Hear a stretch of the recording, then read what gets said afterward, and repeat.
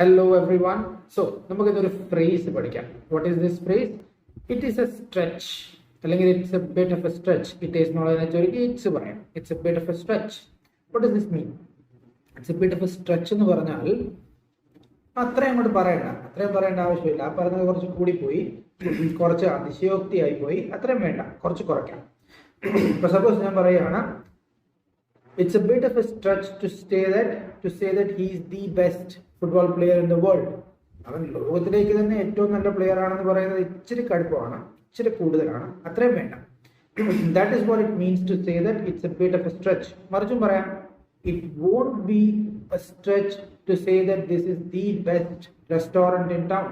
നാട്ടിലെ ഏറ്റവും നല്ല റെസ്റ്റോറന്റ് ആണ് ഇതെന്ന് പറയുന്നത് അത്ര വലിയ അതിശയോക്തിയൊന്നും ആകില്ല.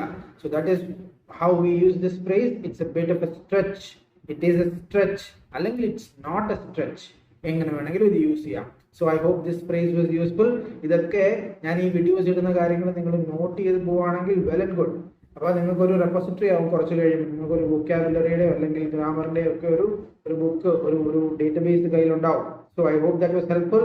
So until we meet next time. Thank U.